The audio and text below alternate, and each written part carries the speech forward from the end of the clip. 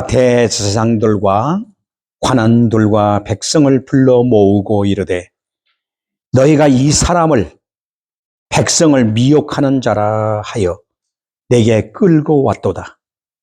보라, 내가 너희 앞에서 사실하였으되 너희의 고소하는 일에 대하여 이 사람에게서 죄를 찾지 못하였고 헤롯이 또한 그렇게 하여 저를 우리에게 도로 보내었도다.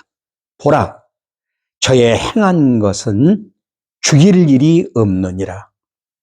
그러므로 때려서 놓겠노라. 명절을 당하면 반드시 한 사람을 놓아주더라. 무리가 일제히 소리질러 가로되 이 사람을 없이 하고 바라바를 우리에게 놓아주소서 하나. 이 바라바는 성중에서 일어난 밀란과 살인을 인하여 옥에 갇힌 자러라.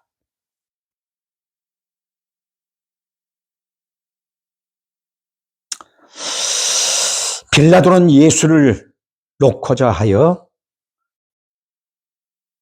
저희에게 말하되 저희는 소리질러 가로되 십자가에 못 박으소서, 십자가에 못 박으소서 하는지라. 빌라도가 세 번째 말하되 이 사람이 무슨 악한 일을 하였느냐. 나는 그 죽일 기회를 찾지 못하였나니 때려서 놓으리라 한데 저희가 큰 소리로 재촉하여 십자가에 못 박기를 구하니 저의 소리가 이긴지라. 이에 빌라도가 저의 구하는 대로 하기를 언도하고 저의 구하는 자 곧 밀란과 살인을 인하여 옥에 갇힌 자를 놓고 예수를 넘겨주어 저의 뜻대로 하게 하니라. 아멘.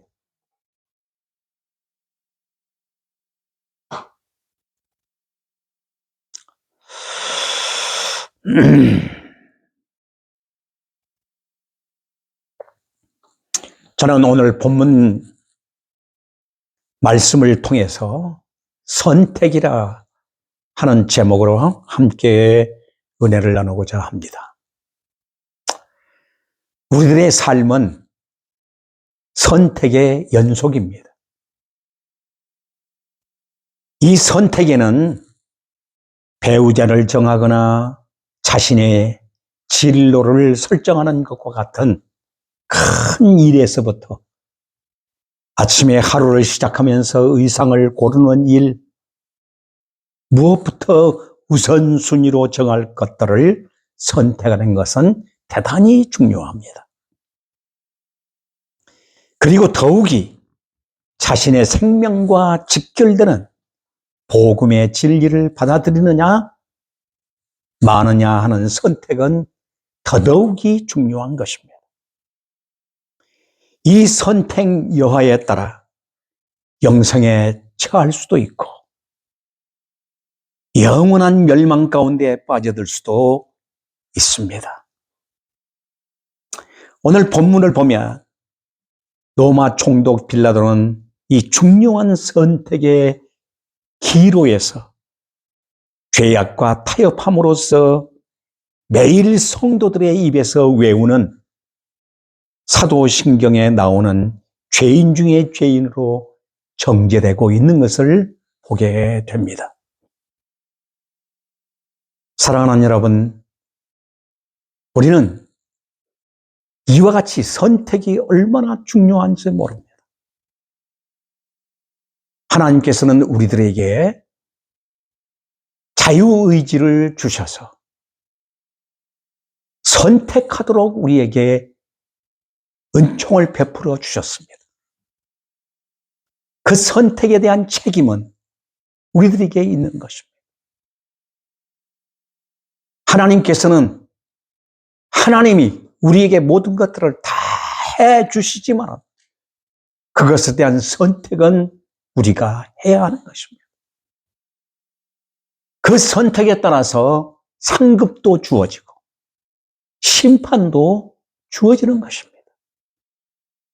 그러므로 선택의 자유성을 오늘 우리는 분명히 알고 언제나 하나님이 우리에게 은혜로 주시는 이 선택을 정말 선용할 수 있는 늘 지혜를 달라고 하나님 앞에 기도해야 할 것입니다. 빌라도는 공의의 법을 외면하고 인기에 연합한 지도자였습니다. 아모스 5장 24절에 보면은 공법을 물같이 정의를 하수같이 흐르게 하라고 말씀하고 있습니다. 정말로 지도자는 이러한 하나님의 말씀의 기준, 즉 법의 기준을 가지고 언제나 공평해야 된다라고 볼 수 있습니다. 대제사장들과 종교 지도자들은 예수님을 이미 신성모독죄를 적용하여 죽이기로 결의를 하였습니다.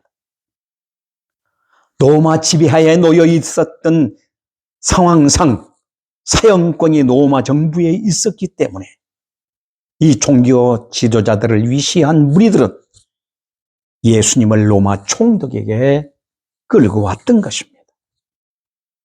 그들은 예수님께 붙인 죄목이 바로 민중선동죄, 또 한 가지는 내란죄라는 죄목을 정하였던 것입니다. 그래서 그것을 가지고 고소를 합니다.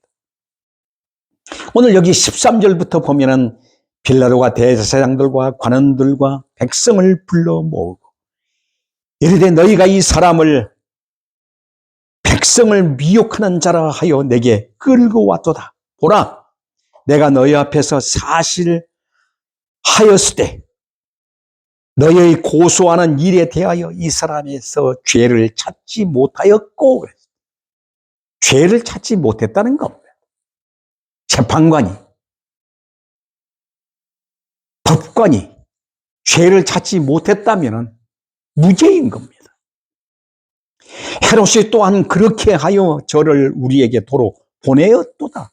헤롯도 언도가 바로 이 사람에게는 죄가 없어서 나에게 다시 보냈지 않느냐 그 말입니다. 보라, 저의 행한 것은 죽일 일이 없다라고 이와 같이 계속 반복해서 죄가 없다라고 말하고 있습니다. 이 세상 법정 속에서도 예수님은 죄가 없었다고 바로 선고가 되어진 것입니다. 하나님 앞에서 하나님 아들로서 예수 그리스도는 죄 없고 흠 없는 바로 인자이십니다. 인자이신 예수 그리스도가 사람의 몸을 입고 이 땅에 오셨습니다. 오셔서 이 땅에서 하나님의 복음 사역을 다 마치고 이제는 완성의 단계에 이르셨습니다. 그 단계에서도 세상 법정으로부터서도 죄가 없다. 당시의 로마 법정은 최대의 법정입니다. 그러므로 예수님에게는 죄가 없으신 참된 메시아임을 여기서 증명해 주고 있는 것입니다.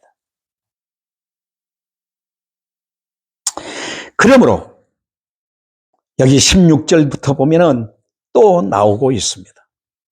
그래서 여기 보면 빌라도는 법률 집행자로서 객관성에 따라 이 고소 사건을 검토해 본 결과 예수님은 무죄가 확실하다고 선고하고 있습니다. 빌라도는 이 고소가 유대 지도자들의 간계에서 비롯된 것임을 알았습니다.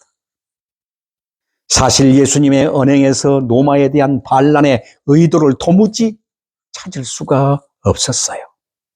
그래서 그는 단지 소요에 대한 벌로 여기 16절에 뭐라고 그랬어요? 그러므로 때려서 놓겠노라. 했던 것입니다. 태형을 부과하여 석방하겠다고 하는 것입니다. 이것 자체도 빌라도의 오판입니다. 그러나 빌라도는 유대교회의 지도자들의 사주의 말과 무리들의 광기 어린 부탁에 못 이겨 예수님에게 무죄를 유죄로 뒤집어 놓고 말고 있습니다. 결국 빌라도는 로마 법정에 충실해야 할 국가 관리로서 법을 객관적으로 집행하지 못하고 세속적인 인기에 영합하는 쪽을 선택하고야 말았던 것입니다. 지도자는 위에서 세운다고 했습니다. 위의 주권자이신 하나님의 그 주권 앞에 굴복하는 법관이 돼야 되는데 인기여하에 목을 걸고 있는 이 재판관은 결국 올바른 선택을 하지 못하고 악한 선택을 하고 마는 것을 보게 됩니다. 기본적인 사회의 질서를 위해서 법을 맡은 책임자는 이를 공공연하게 어긴 행위는 개인적으로는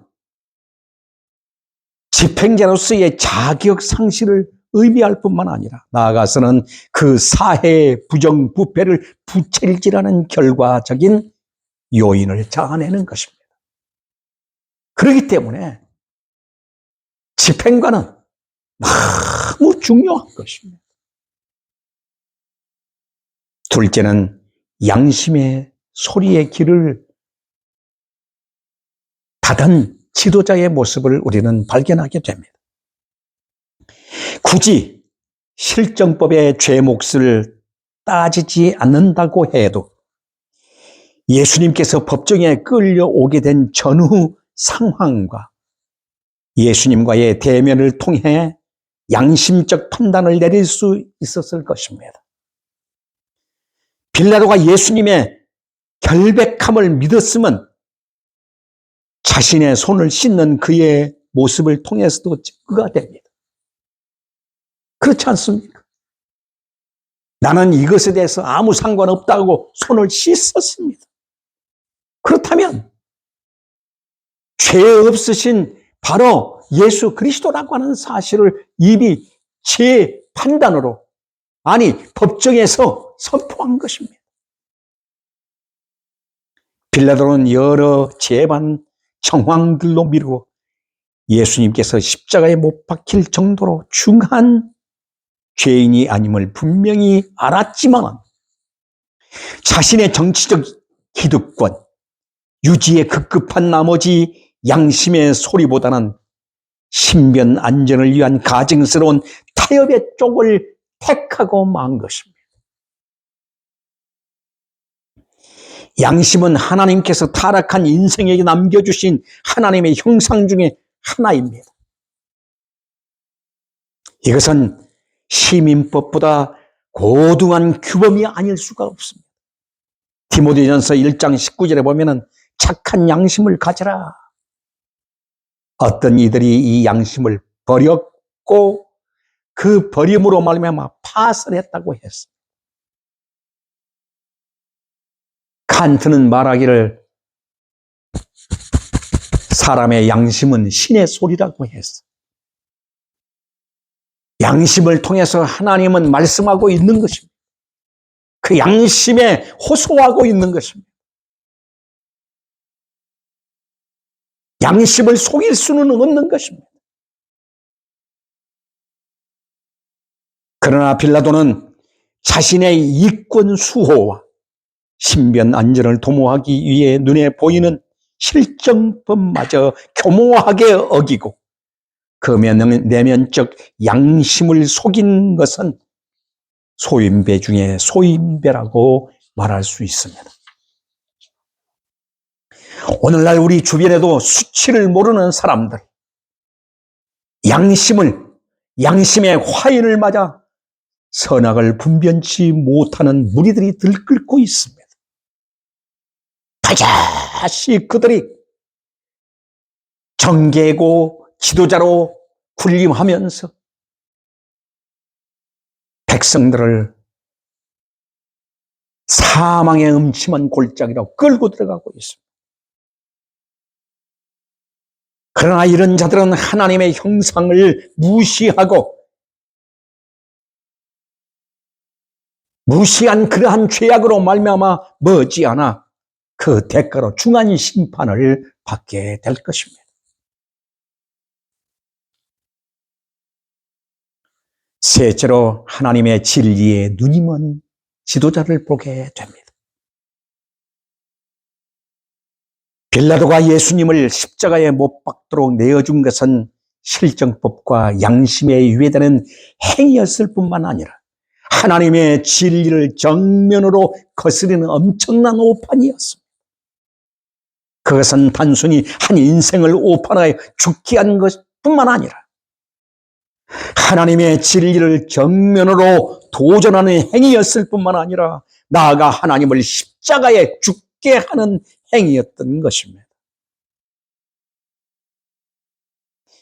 이는 죄악으로 말미암아 하나님과 원수된 인생이 하나님께 취할 수 있는 죄악의 절정이라 할 수 있습니다.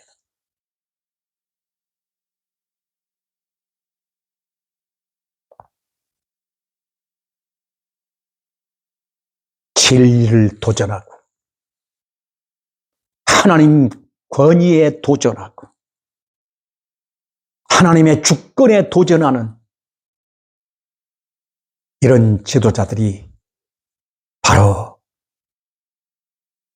예수 그리스도를 십자가에 죽게 했던 것입니다.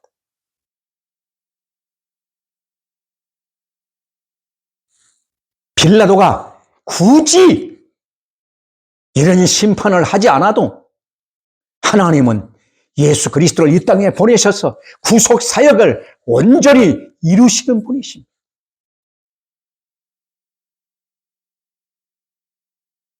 광기 어린 죄로 점철된 인간, 타락의 절정을 보여주는 인간들은 유대 지도자들을 중심으로 하여, 종교 지도자들을 중심으로 하여 로마 법정까지, 로마의 총독까지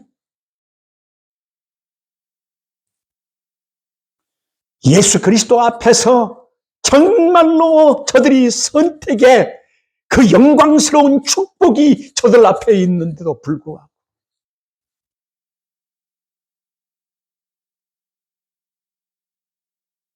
사탄의 앞잡이 노릇을 하고 있는 것을 보게 됩니다.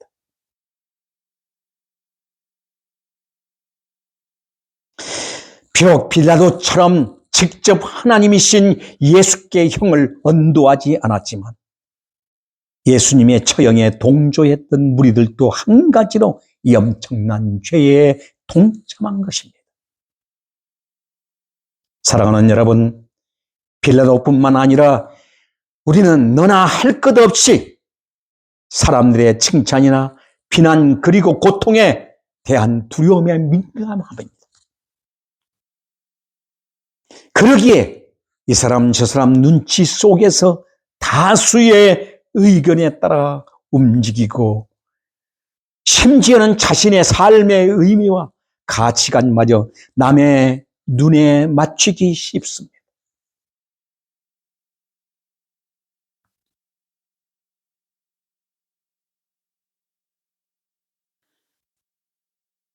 (13절부터) 보세요.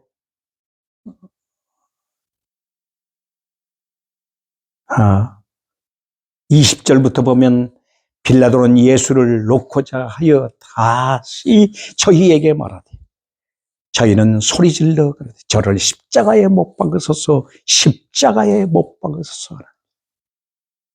십자가는 앞으로 또 계속 말씀드리겠습니다마는 로마의 가장 극한 형틀 중에 형틀이 바로 십자가입니다. 정치범, 살인자, 가장 악독한 자를 처형하는 형틀이 바로 십자가입니다. 무지하신 그리스도를 십자가에 못 박으소서, 못 박으소서 외칩니다. 타락한 인간의 악함은 무지하신 그리스도를 십자가에 이렇게 못 박으소서, 못 박으소서. 자신이 죽어야 할 그 십자가를 외면하고 인자를 십자가에 끌고 가는 저들의 모습을 우리는 보게 됩니다. 빌라도가 세 번째 말하되 이 사람이 무슨 악을 행하였느냐, 무슨 악한 일을 하였느냐, 나는 그 죽일 죄를 찾지 못하였나니 때려 놓으리라 하신대.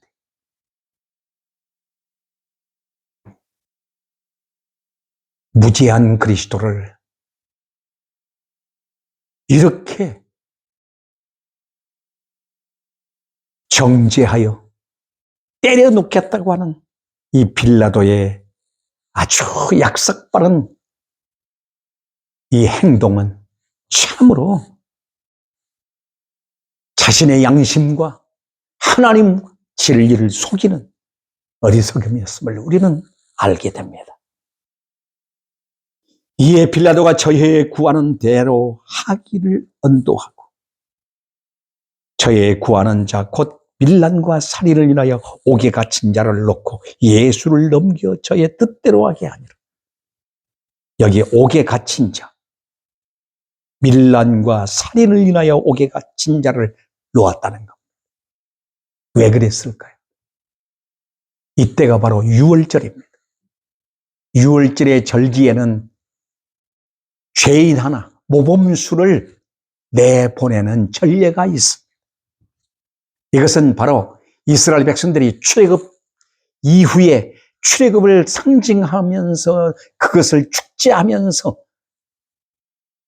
정말 모범수를 이와 같이 석방하는 전례가 있었습니다.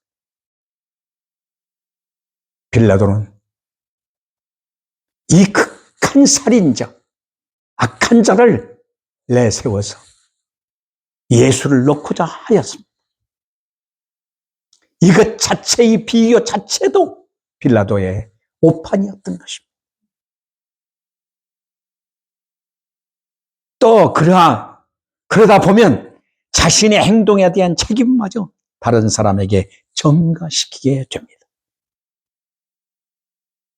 우리는 많은 변명을 합니다. 어쩔 수 없는 환경 때문이라고. 모든 사람들이 그러니까 나도 그럴 수밖에 없었다고. 빌라도도 자신의 손을 씻습니다.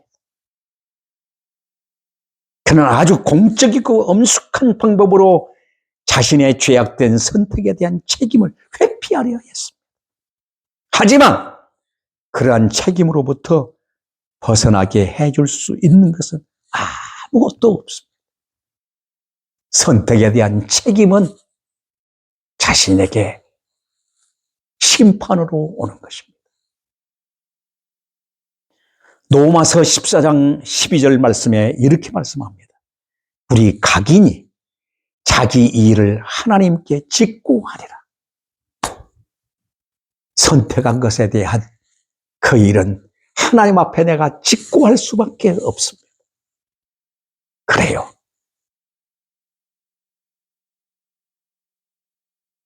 누구도 대변해 줄 수 없습니다. 반드시 내가 선택한 것에 대해서 하나님 앞에 그대로 직고되는 것입니다. 이 약한 세대에서 우리는 그리스도인으로서 복음의 진리를 향한 올바른 선택을 할 책임이 있다고 하는 것을 알아야 합니다. 그것은 오직 하나님을 우리 마음에 모심으로 가능한 것이며 성령님의 가르침으로서만이 가능한 것입니다.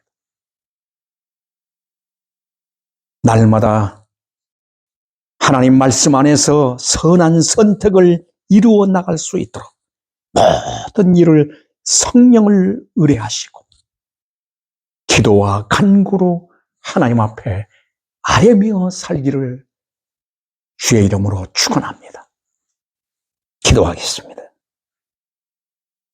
자비롭고 은혜로우신 아버지, 감사와 찬송을 드립니다. 자들을 이처럼 사랑해 주시고 축복해 주셔서 우리를 불러 세워 하나님 앞에 인도해 주시고 아버지의 보좌 앞에 설 수 있는 영광의 은혜를 주시니 감사합니다.